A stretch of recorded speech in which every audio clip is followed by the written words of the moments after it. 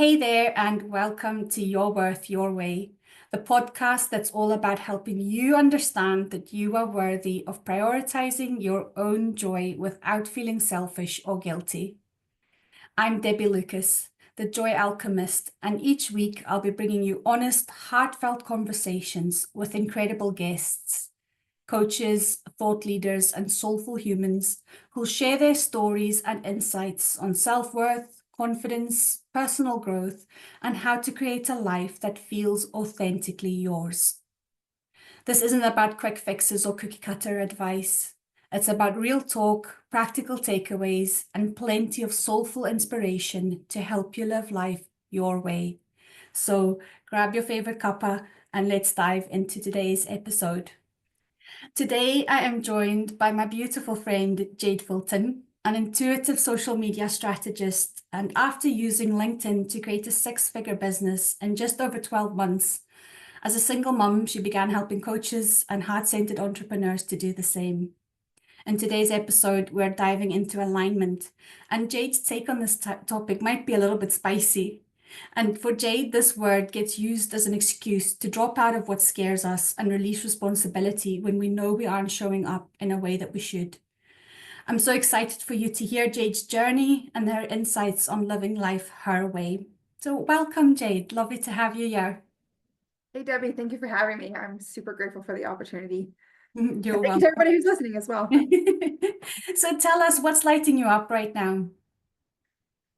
What's lighting me up right now is seeing how much people are focusing on community.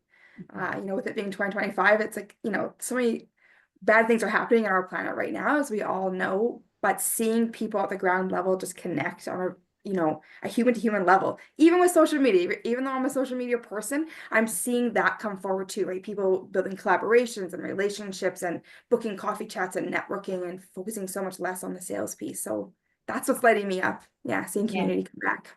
And obviously you and I both have a kind of a passion for astrology, and obviously Pluto moved into Aquarius, and that probably has a big influence because it is all about community, isn't it? So Yeah. it's really interesting to see that actually playing out in real life. Yeah, absolutely. So tell us a little bit about your story and what led to you doing the work that you're doing right now.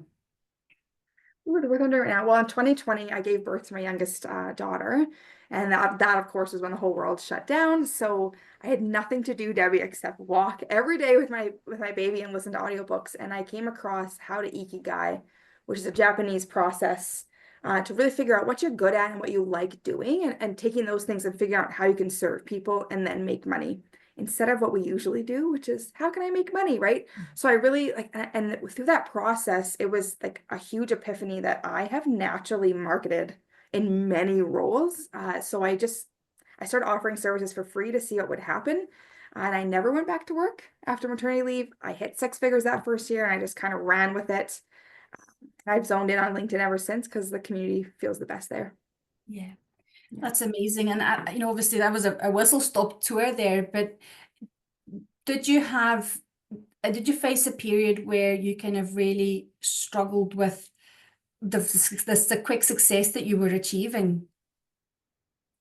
Yeah, it was a whirlwind 2 years, the first 2 years, because I'll just share this. Like at the time that I started my business, I had left my father's daughter, my daughter's father, with a baby very young. So, I mean, I was breastfeeding a baby on one boob and typing on a keyboard on this side, trying to start this business. And there was many days that I questioned my own worth, my decision-making abilities. Is this really, is this going to work? I'm now a single mom of two kids, and it was really tough. And then I hit this fast success, and it was like, it just blew up my sales. Like, oh my gosh, I did the right thing. I'm so intuitive. I'm so brilliant. I can do this. I didn't struggle in business like many entrepreneurs do. I really didn't. And then the end of second year came, third year was doing okay. And then I hit a really hard wall where business was hard. And it wasn't because my services suck. It wasn't because I don't know what I'm doing, but that's what my brain told me. Yeah. When in reality, it was because I wasn't taking the action steps anymore. And I had reached a plateau internally. This is my cap of what I can make, Mhm. right? This is where my worth is at. And I was forced to slow down. So, as you and I have talked a few times as friends, that the last year and a half, I haven't really been public in my business, which is so crazy for a social media person. But I had to go do the deep work to face my demons and to understand where my lack of self-worth was coming, because I wasn't going to get past that cap. And Yeah. yeah, it's one of the hardest things I've ever gone through, to be honest. Yeah. Yeah. And we'll come back to kind of like what helped you to shift that, because obviously doing that work is really important. But I often talk about that kind of bungee cord effect with your self-worth, where, yes, you may achieve a certain level of success, but if your worth is anchored into some very little your worth is anchored into something low, or there's no self-worth at all, that bungee cord is going to snap you back time and time again. And it's as you do the work, as you kind of go those deeper levels, that's when your bungee cord becomes more stronger, more resilient, and you can pull it further, and eventually it's anchored into something that's so solid, and in terms of your foundation, that you can go higher and higher, and kind of level up. And an interesting conversation I had with a guest in one of my previous episodes was, like to level up, you need to go a level deeper in terms of your healing work, because, like a tree, it needs deep roots. Like a big tall building, it needs those really strong foundations. So the taller you grow, the more you level up in yourself, in your business, whatever it is that you're wanting to level up in, you need to anchor that deeper. And it's easy for us now to sit and, talk about, oh, this is so easy to show up in this way, to choose joy, to have the positive mindset. But it is those deep shadow work and the healing work and the inner child work that we do along the way that gets us there and strengthens that cord. So was there anything in particular? Was there a particular moment that really kind of helped you to shift from that kind of low self-worth mindset to kind of allow you to move on? Oh, that's a good question.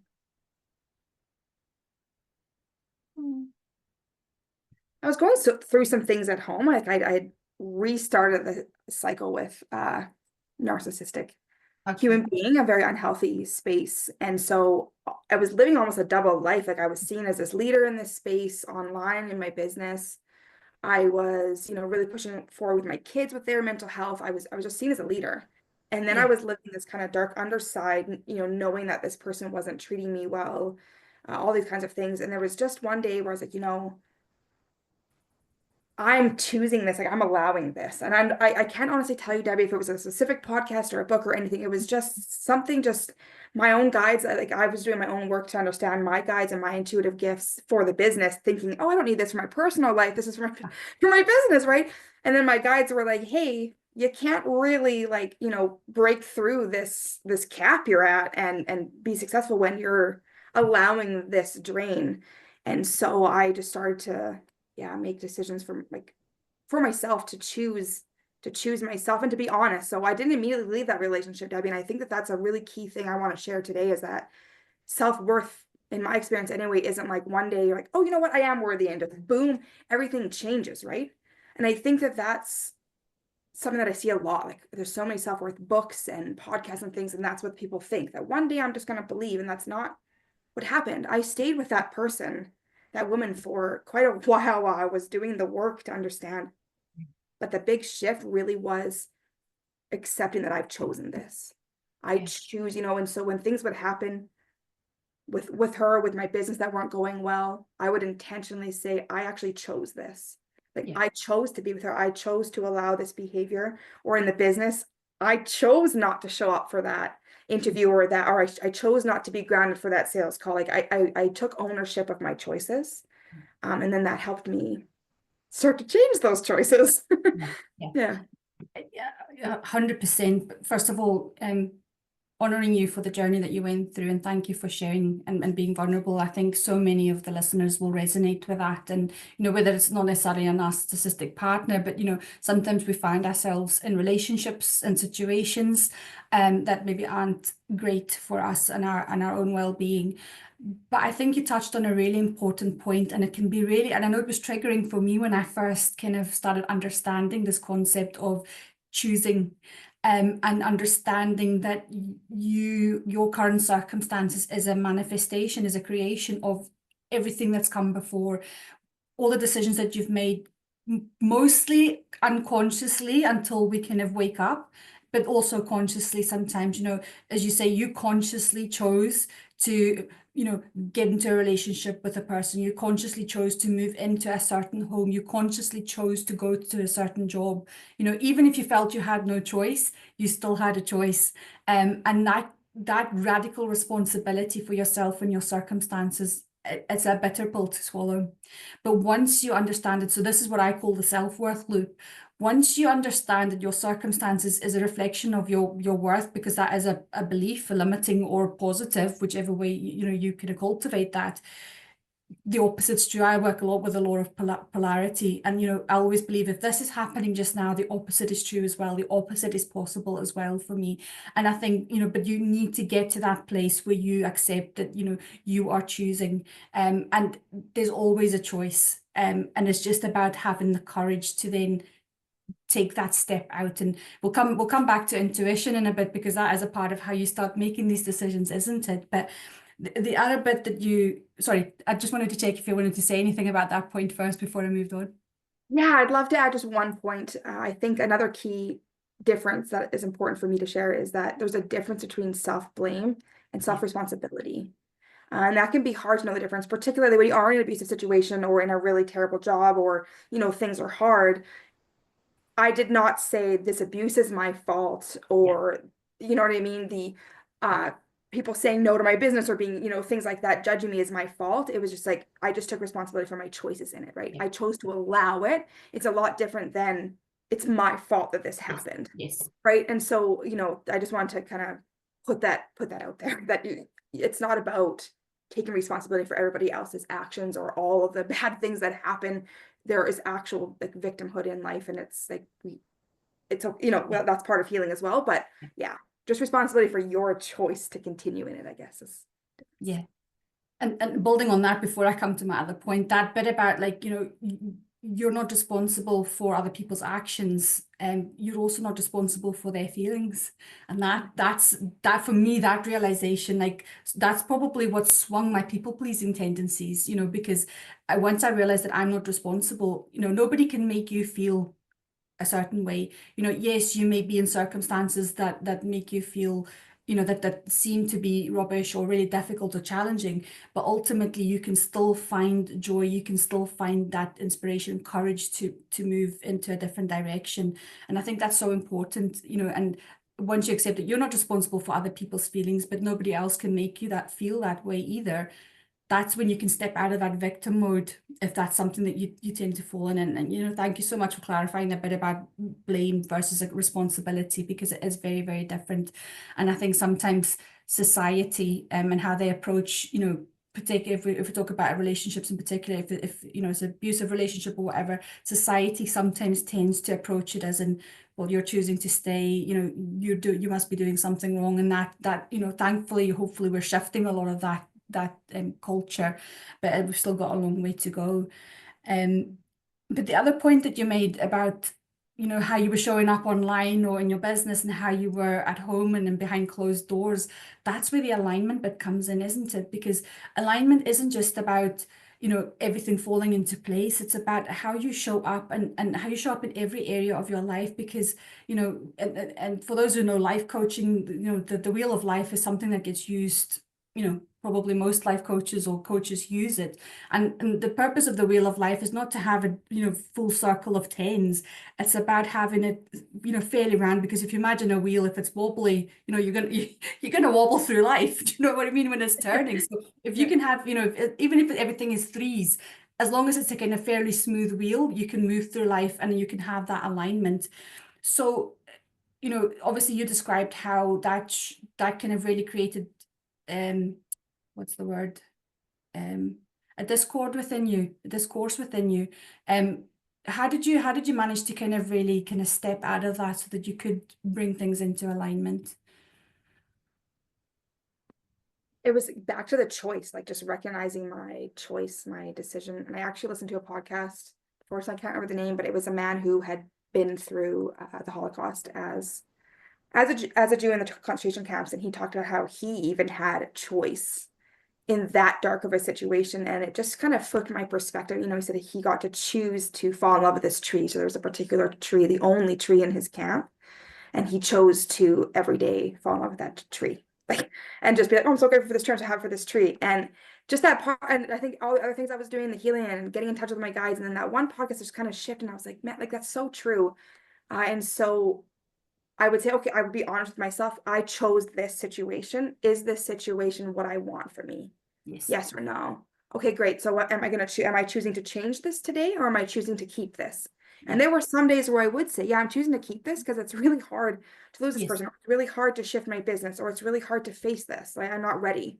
And it was okay to do that for me too. Like to be honest with me, I would look myself in the mirror. Yeah, I'm actually really not ready to change this. So I'm going to stay in this relationship another day or not take action in my business for another week, Yeah. whatever it was. And then there was lots of days where I was like, I'm going to choose differently today, and I'm not accepting this. I'm putting this boundary in place. I'm going to go to therapy for this. I'm going to face this fear or face this past abuser or that, and those days is when I could see myself coming out of the darkness. Yeah. And the other days were just accepting that the darkness is part of my life. But yeah, the choice factor is what comes to play with an alignment. And I might be jumping all over here, That's Debbie, okay. because I know you're No, going to no, bring on me you go. Carry on. yeah, you're going to bring me back to my spice with alignment, but this is where my spice comes in because I feel like when it comes to alignment, and I got my fingers in quotations, I feel like if we're scared of something or we're nervous or we're not quite ready to face something, we say, "Oh, that's just not in alignment for me." Mhm. And we move on.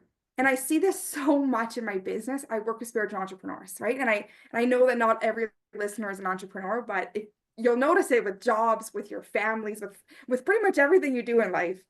Uh, it's like, oh, this is getting hard. Oh, it's not in alignment, and we ditch it. And I think that that's not correct. So I think we need to really pause and say, is this actually out of alignment, or am I just scared, or am I just not taking the actions, or am I choosing to stay in this shitty place like Yeah. and take ownership of that? Like, actually, I didn't take action for the last week. That's why the business isn't going well, right? Yeah. It's not because there's misalignment. It's my own choices. um, so Yeah. there's my spice. Yeah, no, no, I 100% agree with you. And I kind of talk about intuition as the same thing. And I've obviously the algorithms pick up on my interests. So I follow a lot of people on social media who talk about this, and I genuinely can't remember who spoke about this. But how do you know when it's your intuition telling you not, this is more about the not doing something, choosing not to do something. How do you know when it's your intuition saying this isn't the right thing, or whether it's fear saying this is it's too scary. And I think it kind of it speaks to what you were talking about and resonates very much with what you were saying there. And like the bits that I learned through watching those people is when you've got a decision, whether you're saying yes or whether you're saying no, if the decision feels light and expansive, then it's in alignment. It's your intuition, it's your higher self, your future self, God, the universe, whatever you want to say, speaking to your spirit team, your spirit guides, whatever it is, when it feels light and expansive. So even if it's no, because you'll know, and the listeners, you guys will know this as well. Like sometimes you've said no to something and you immediately feel your shoulders drop.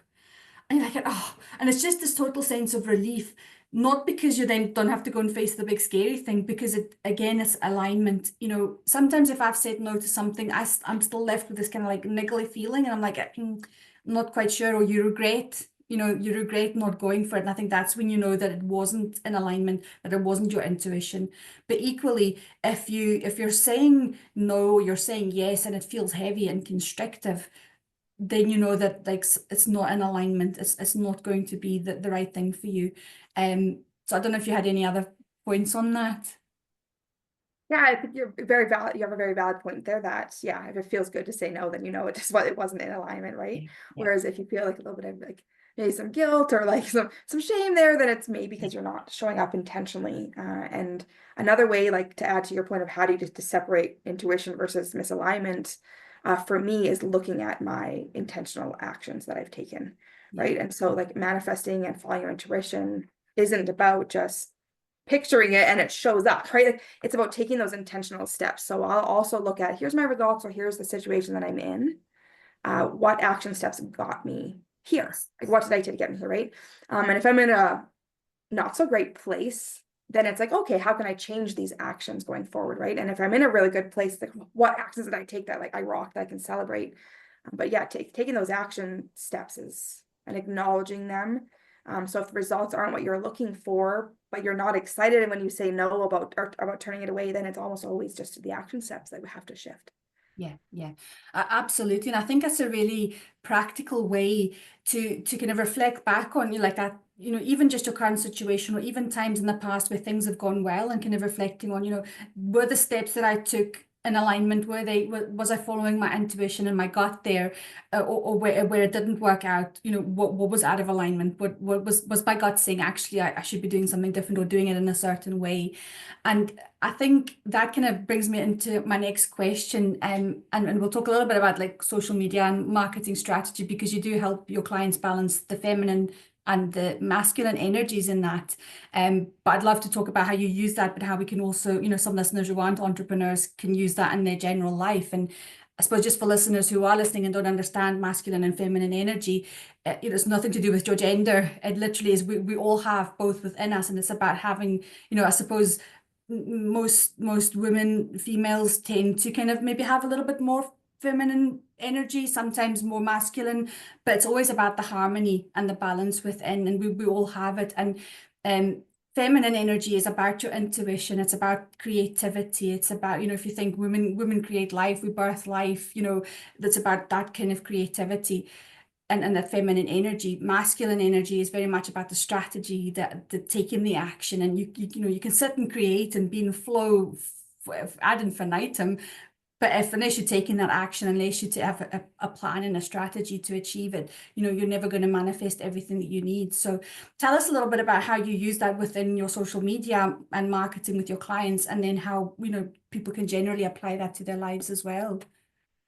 Yeah, so I think you're right that women often naturally have a feminine energy. Not everybody does. No. That's okay, right? So that is that natural, but the way our planet is right now, to be considered successful or enough, it's actually pretty much all masculine energy is what we focus on. We place very little value on the feminine side of things. And so that's following your intuition, taking those breaks, recharging, all that stuff, going with the flow, listening to your gut. And then there's the strategy piece. So I notice that almost always my clients are pretty far into either camp.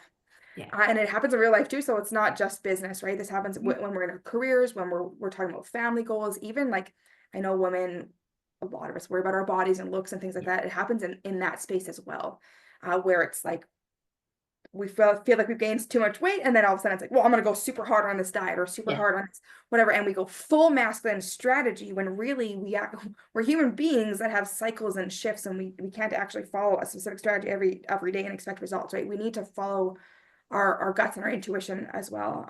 And intuitive eating is a big thing for me. Yes. But so in marketing, how we look at that is like, okay, what are our strategies, our intentional action steps that we can take to get us closer to whatever we're looking for? And then how do we allow the creative energy and flow and breaks to come in there? And I keep going back to choice and taking the time to actually look at what choices you're making and be honest, right? And that the whole alignment piece, because if we're taking all these actions and it's not working, then it's just the actions that have to shift. But if we're not taking action, we can't expect these results, right? And so, to relate this to self-worth and get away from the social media, right? It's the same with self-worth. If you're feeling like crap about yourself or you're not feeling enough, like how are you speaking to yourself? How are you choosing to speak to yourself, to think about yourself? What are you choosing? How are you choosing to take care of yourself? To love yourself, right? Because you can be intentional about those too. And I don't think we do that enough, Debbie. I think we just kind of hope that the next book or the next time we get our lashes done or the next few pounds we lose or the next big business success, the next promotion is just going to magically flip us into self-worth. Yeah. And what I've learned over this journey with my business, I'm actually in the lowest place I've been in business since I started. Every month I'm just hoping that I kind of make it. That's where I'm at. But yet my self-worth is the highest it's ever been in my life. I'm just like, yeah, I might have to dig into my savings to get by this month, because you know what I mean? Because I've taken these 2 years to focus on myself and haven't been able to grow. It's not because my business sucks. It's not because we suck. Yeah. It's because I've intentionally chosen to heal myself and my family for the last 2 years instead of the business. And that's okay. So it's like it's not weird. I feel like I'm living in a different plane sometimes though. Cause I'm like, I'm not successful by any regard according to society this year, like this quarter, but I am so successful. I'm just like on cloud nine. I'm dancing. I play the drums. And like just a few weeks ago, Debbie, I was just sobbing in my kitchen and my oldest daughter was, what is going on? And I was like, well, I've never in my life felt safe enough or joyful enough to drum and dance, and I'm tearing up a little bit. I was listening to, there's like a Mozart album that like mixes like a hip hop vibe. It's really interesting, but it's got a huge beat, and I was just drumming and dancing. I was in like a terrible mini shorts and a tank top that was way too big, and I was halfway through putting the groceries away, so the kitchen's a disaster. Kids are supposed to be in bed, and I was just dancing. And I was like, that is worth, because I just didn't care, So that's, yeah. And it's choice that got you. That's the coolest part, is that you have the choice to get there. It's not the next big thing that's going to flip you. It's the choices that you get to make to get you there. Whether that's being honest that you're making excuses, or whether it's accepting responsibility, or just making healthy choices, right? Whatever it is, it's choice. Wow, I could totally feel the emotion there, and I'm sure the listeners will as well. But it was just such a beautiful description there of like you summarized everything that this podcast is about, really. And I think, oh gosh, I was so engrossed in what you were saying, I forgot to write down notes. But it's that bit around, you know, you need to choose it for yourself. It's not about the external achievements, the external validation. As long as you trust and know that, that you're always acting in your highest good and the highest good for others and coming from a place of love, you can never do any harm to yourself or others. And I think, for me, it's like very similar to you. Like I resigned, in January 2025, I resigned from my day job, and, again, made no logical sense on paper to give up a well-paid, permanent, full-time job with a really good salary. And I have less of a plan now for my life and my business than I've ever had. Like but I've had some money coming into my business. I've earned some money over the last, what's that, 6 weeks since I've resigned. And it's okay. I'm okay like that. I saved up to allow me to myself to do this. And like, yeah, I'm using my savings, but that's what I saved it up for. That was the purpose of this money. So I'm not like, oh no, my savings are going down because, this but like the energetic minimums, that you have for your money. And we're not talking about money unnecessarily, but like, I booked flights for my son and I to go to New York in June. And like literally, I need to actually go back and double check. I think it was within 24 hours, I got a call to do some consultancy work, which essentially paid for the flights. And I hadn't even, I just thought I need to release the money. I need to not hold on to this money. And, that's when you feel worthy enough of like, not just spending for frivolous spending, because we all know that sometimes that can be an addiction and a way to kind of mask your feelings. But when you're genuinely spending it out of joy, spending it because it's something that will bring you joy and other people joy, then, you can call more in. So I think that was really interesting.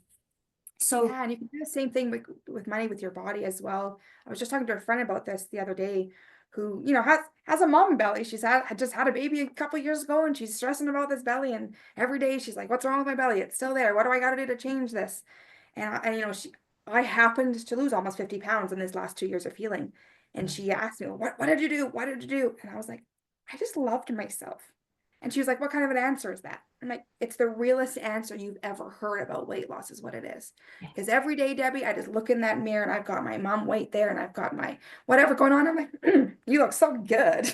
Like, you look so sexy today. Like, this is so great. Like, lift myself up. And that is actually what got me to like, I'm going to go for a walk. I'm going to lift my weights again. I'm going to do this. I'm going to do that. And I have an intent. That was never my intention. I'm not about weight loss. That wasn't what my journey was about. It's just come off, Debbie, because every day I just love me. And when I'm ready, I'll do it to the business too. I love this business. I love these clients, and I'll get the results. It's love. It's choosing love and choosing responsibility for yourself. Those are the two things that'll bring you joy and self-worth. And that's been my experience as well. Not as successful as you yet, but like, once, like last November 2024, like when and the people who followed me for a while will have heard me talking at the time about coming home to myself. And it was a real moment. I remember sending a voice note into a group coaching container in tears going, like, I understand it now. I know what I'm here for. I know I'm worthy of that soul's purpose. But since then, like, I've not been I've been following like eating programs as such and doing more walking, but it's because I've like wanted to rather than feeling like, oh, I need to. And as you said, like gone all in and all that. I've just kind of been watching and being more mindful of my eating and things. And I think, I was working with a client and a couple of weeks ago, she said to me, like, I feel like I want to look after myself now. And it's that total self love for yourself as you are, accepting yourself as you are, accepting responsibility because your body did not get this way on its own, unless you've got some really radical physical condition. You chose to eat the cake and the potato chips and the crisps and the chocolate and whatever it is, so you need to love and accept that part of yourself. But you also need to love yourself as you are just now. And I had this very conversation with a friend this morning, like the bits that you don't like in your life, you need to be happy about, you need to love, because when you start pouring gratitude and love into it, that's when your energy shifts and when you show up so differently. Yeah. And no choice is bad. Yeah. And that's not just about food. It's about money, Yeah. it's about everything. Because every choice you've made served you in some way. Yeah. Staying in that crappy job, right? Not taking care of your body, not loving yourself, like, people pleasing, all of these things, choosing an abusive relationship, like they served you in some way. So it was never actually a wrong choice or a bad choice. It just maybe wasn't the choice that you want today for your higher self. It's not the choice that's going to get you where you want to go next, but it definitely gave you what you needed at the time. So, if I choose to like binge eat some ice cream in the night or whatever it is, whatever, what I'm doing, cookies, it's cookies are my thing right now. Like, I'm choosing to eat this half box of cookies and I'm actually choosing to mask my feelings with it right now because that's where I'm at today. Yeah. And Yeah. there's no badness there. I've chosen to eat that half box of cookies. It's masking my feelings and that's feeling good today. Yeah. Tomorrow, I might choose to have some broccoli and go for a walk and face those emotions. And that's going to be the best choice that day. And there's no bad Yeah. whether I choose cookies or broccoli. Like it's like, and that, I mean, this podcast isn't about weight loss and food, but it's just an Yeah. easy example, right? Of Oh, yeah. anything. I take responsibility when I choose things that might not appear to be healthy or the best because they're still serving me right now. Yeah. And we do the best that we can with what we know at the time. And, I keep forgetting to check it. I think it's Maya Angelou who said, or maybe there was somebody else, once you know better, do better. But like that, sometimes, even though the better choice is this, if your intuition is saying this, look, I just need a bit of comfort food just now. I just need to sit on the sofa and binge watch my favorite TV show while eating ice cream. That's okay. But Yeah. better. The next day you'll go and do something. You might go for a longer walk, or whatever works for you. So, yeah, I think that's so important. Um, so you spoke about dancing and drumming that brings you joy. Is that the way you intentionally create joy in your everyday life, or is there something else that you do? And what advice would you give somebody who is struggling to prioritize their own happiness? I think struggling to prioritize our own happiness is something we've been trained to do, right? We have been trained to do it. So I just want to release the guilt for anybody who's in that place. Like it's normal. It's what we've been taught to do. And I also want to say that it doesn't have to be a big shift. And so the drum, I on a whim bought my first drum. I was at the crystal store and I just saw it and I was like, this is it, I'm taking it home. And I just did little tiny bits. I would just hit it a couple times in the morning, now I do for like long times, I just start drumming. So it doesn't have to be an expensive thing. It doesn't have to take up a lot of time. It doesn't mean you have to push aside the people that you're currently pleasing. You don't have to do anything massive to start bringing in joy. So I actually had a sticky note on my mirror for the longest time that just said, what's one thing I can do to bring myself joy today? And I would just do that one thing. And sometimes that one thing was really tiny. Like I'm going to hit the drum one time. I'm going to, other times it was like, I'm going to put my rain boots on and walk a couple kilometers in the river. Like, and it was a big thing. Or I'm going to spend this money on this expensive course that I've wanted, or go on this little trip that I want to do, all these things, big to little. But it's like, well, what's the one thing? And I would just listen to myself. This is where the choice comes in, maybe. the choice to be in alignment, because my guides, my heart would tell me what's the one thing I needed. Then I had to choose to do that thing. Mm-hmm. And if I didn't choose it, then at the end of the week, when I'm still people pleasing and I'm still unhappy and I still hate myself, I had to recognize that I chose that. Yeah. I chose to be in this space. Whereas if I chose to listen to what my brain suggested, my heart and my guides that day, then at the end of the week, I also got to say, I chose love and I'm feeling good and I did that. So I also got to take that too, right? So there's that sticky note. And then like a little thing after that is I expanded it to have a second sticky note over time that just said, what's one thing I could do to bring other people joy? Mm-hmm. Right. And I just but I had to be ready for myself first. So that came afterwards. And when I've been struggling or having a bad time, guess what? That sticky note gets taken off the mirror for a bit, because I need to go back to what's going to bring me joy in order to do it for other people or for anything. Right. So that's the thing, is just that, like, what's one thing that can bring me joy today? Like, not what's going to make me healthiest or move my business forward or make me worthy, nothing like that. It's just like, what's going to make me feel good Yeah. today. And I just chose to do those things. Yeah. And when you feel good, when you feel joyful, like more good things flow in.